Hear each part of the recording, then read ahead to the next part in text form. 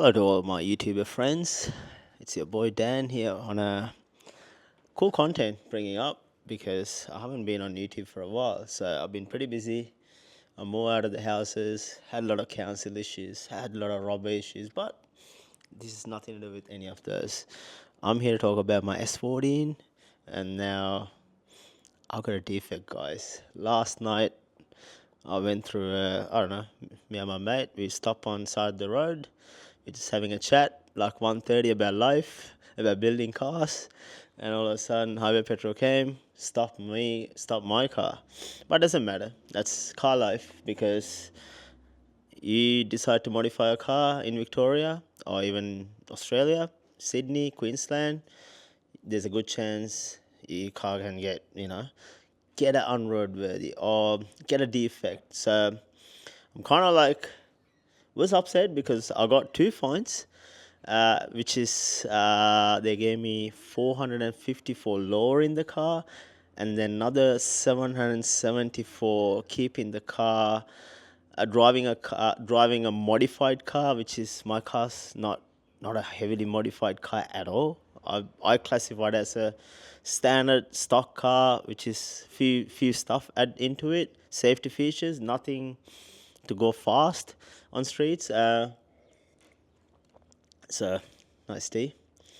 These are Earl Grey. I love Earl Grey. Just waking up still. So yeah, so it's a bit. I mean, you probably, if you have a modified car in Melbourne, you know how it is, how you have to go through all this process. So you have to be very careful. So my car doesn't have an engineering issue. All I need to have a roadworthy certificate, which is I'm gonna show you. I'm gonna read you out now. This one here. That's my paperwork from Victorian Police. So the first problem was this is a major roadworthy, which is the gear knob. So I don't have the H pattern, the 1, 2, 3, 4, 5, and I decided to put a Nismo gear knob. I'll show you in a minute. And then my car's too low. I don't know, like I've keep my car very nice and high because I'm running very fat tires, but doesn't matter. I can get that sorted. Engine bay oil leak. I think I do have a little oil leak. I used to have one from the rocker cover leak, but I think they're still there. I haven't had a chance to clean it, but it doesn't matter. It's not a biggie.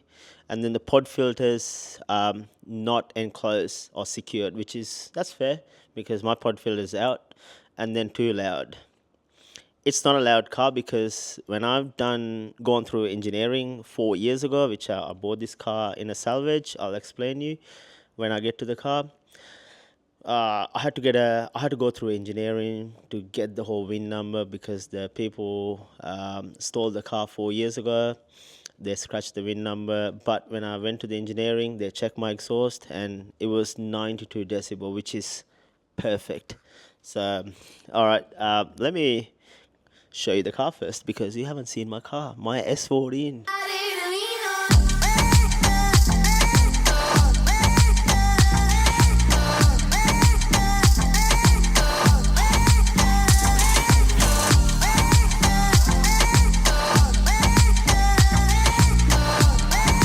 If you can't remember me, stand. All right, that's the beautiful label here. Yes. What can you do, bro? That's yesterday. Yeah, it was pretty bad. I mean, they gave me a major. That's my R33. You can't see it yet until I reveal that car. Still building. Got a lot of parts left over there. So yeah, get back to the S14. So it's a nice car. Stock paint job. It's not massively highlighted car on the streets. So the first thing the cop mentioned me as soon as they stopped me, my wheels are stretched. I'm like, I don't know, like, look, I'm not like a car pro, like a mechanic, but this is not a stretch tire, guys. Stretch tires are mainly like you can't see a lip, like you're pretty much your lip out of the rim. So she was saying why this lip is out because that's the style of the BBSLM. This is not a stretch tire. This is 235s, which is pretty fat tire for I don't know, for a stock SR, but because I like to grip this car, and I like driving in the hills. Yeah, so I kind of like then she got taken me to her 4-wheel drive, which is the BMW X5, and said, "Oh, what about my tire? My tire doesn't have a lip."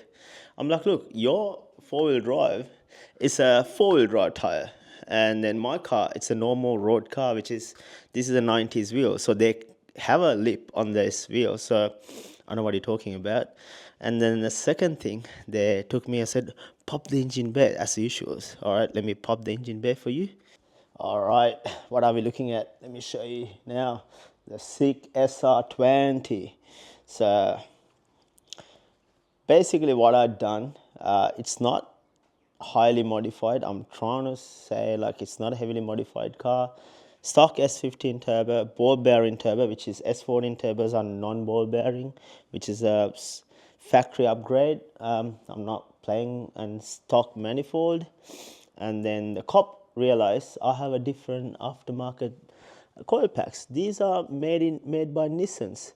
They are factory legal, factory supported coil packs. And he goes to me like, "How come you don't have the genuine coil packs?" I said, "This is a 30-year-old car, so what? They're no longer working. So I obviously whatever on the market, I bought it and put it on. That's the factory. I mean aftermarket one." And then he goes to me like, "All right." He had this torch on because it was dark. He's like, you have aftermarket fuel rail. If you can see the task fuel rail."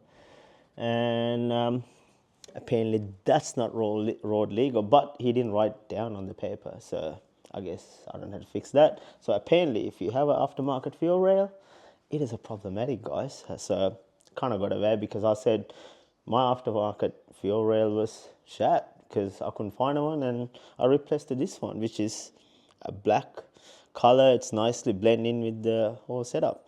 And the manifold, which is air intake manifold, it's a stock intake manifold.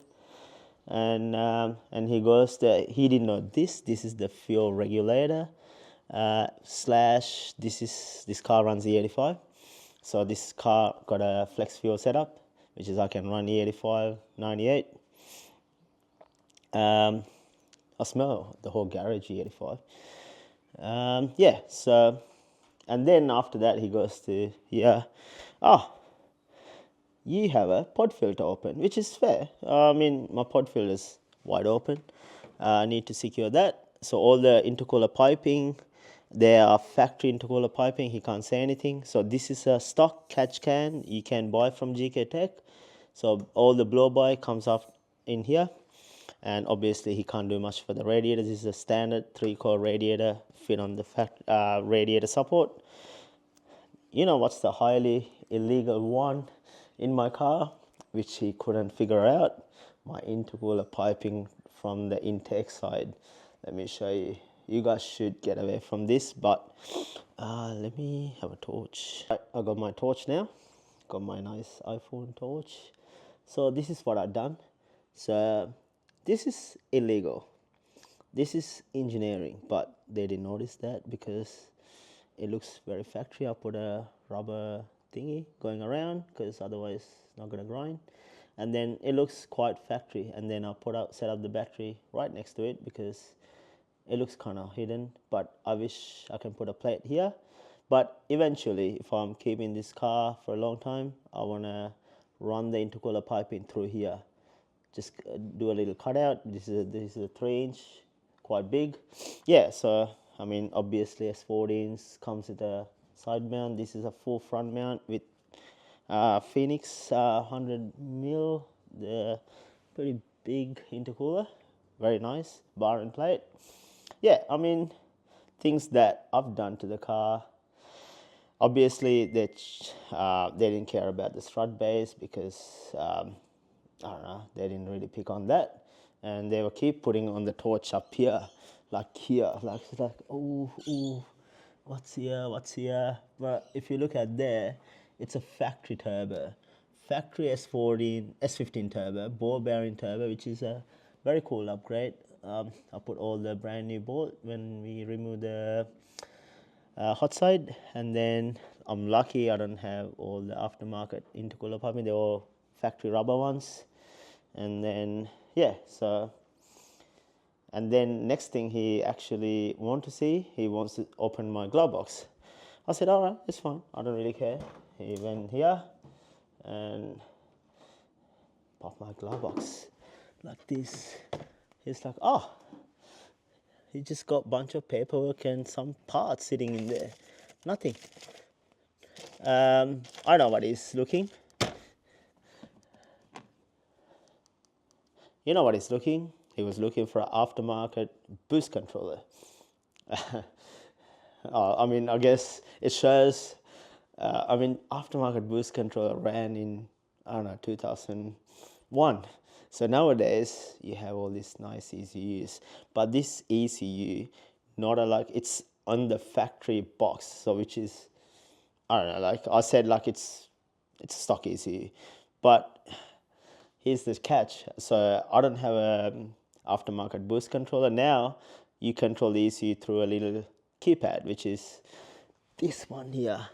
So they got no idea what is this, and they checked it. It's like, oh, what's this? He probably like having like buttons or something playing around. And then obviously they didn't care about my seats. They didn't really notice because they're black. I'm very lucky they didn't say nothing, but either way, these are Crank Motorsport seats. These are full ADI approved. Got the paperwork here. Yeah, thanks to KB Rate, bought it from them. These Gangster Bright Low Maxes. And then next thing, he opened my driver's side door and said, oh, let me check your steering wheel. I'm like, dude, it's a factory S14 steering wheel. Always loved this style, so they can't say anything. And then he goes to me like, oof, what are you having here? You got a nice aftermarket digital dash. I'm like, listen, dude, like you're just trying to find every single thing, even a wire.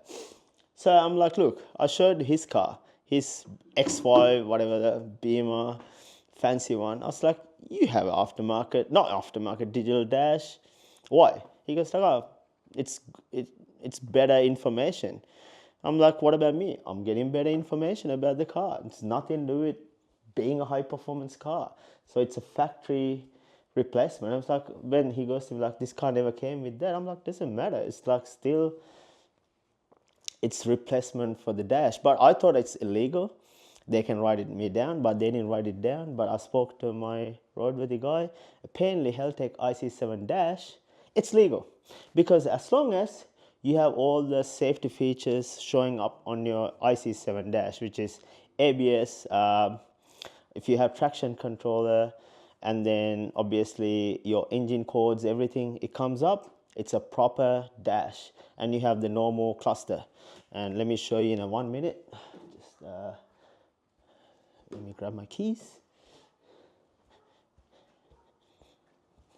I love this, but I don't like this because end of the day, you gotta spend money to get this car on road now. All right, let me show you my dash. Beautiful dash, I love it. That's my rear antenna, the S14. It goes up straight away.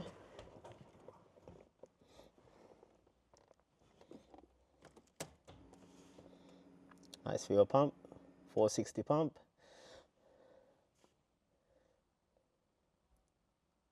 There you go. So, I mean, that's oil pressure, don't worry, I'm not starting the car.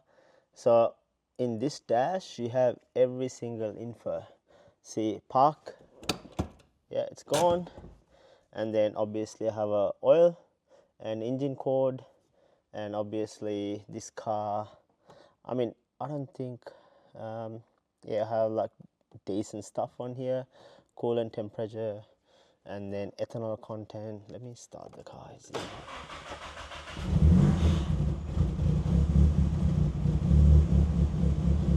As I said, this car got Kelford cams, ethanol content 71%, fuel level 98, air temps 30, coolant temps 34. Still, I just started.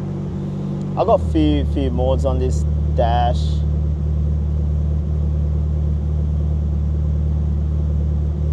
Yeah, as long as you have all the features cover up, IC7 dash is fine. So that's my keypad. This is not like a old school 90s one. So this car just had that high boost. I press that, it's go to red, but I'm not running big boost on a stock bottom car. So I'm running to 11 psi, 7 psi low boost map, which is I change the spring rate, and that's my kind of like I give more fuel to my exhaust setup, so I get, I don't know, like nice pops and bangs. That thing is my rolling anti-lag. That's about it, and I'll turn them off. Just the temperature, and this is what they're written down. I don't have a H pattern. The numbers, just the Nismo one. I can easily replace that.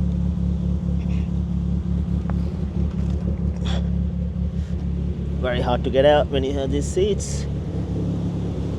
Yeah, nice and lumpy. 266 and 260 cams. 266 on the exhaust side, 260 on intake side, which is beautiful. And I'm still running a cat, and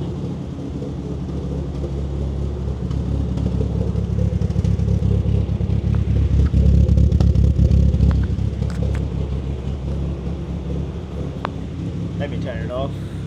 I'm covered up in E85 within a few minutes. Yeah, guys. So what we done here, let me explain to you. When we put cams, retainers, valve springs through Calford, I put ARP 2000 head studs, because just in case, the factory head studs are, I don't know, week after 25 years, before I, put power down. And yeah, so nothing much, nothing hectic. So stock body, no side skirts, no front bar yet. I got all the complete JDM kit to this car. This car was an auto car initially when I bought it 4.5 years ago at Altona Car Salvage. And it's funny, like, been through an engineering company. And that's why I said this exhaust being checked out through engineering company. They said 92 decibel, which is perfect. And I have a new VIN number on my strut base, and which is, I don't want to show you because someone decided to copy my VIN number. Yeah, yeah. Another thing he didn't see, this is another boost controller. That's the electronic boost controller. That's the one controlling my boost. So obviously cops are very, I don't know, outdated, I guess. And I'm running a 460 fuel pump. Well, bro, let me show you the boot. Nothing much. Very clean. I got a small jerry can here set up. Let me show you quickly. Sports car. I need a lighter car. Yeah. So stock.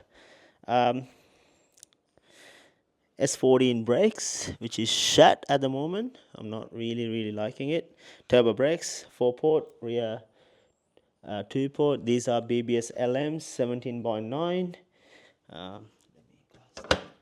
17/9 plus 22, which is quite nice.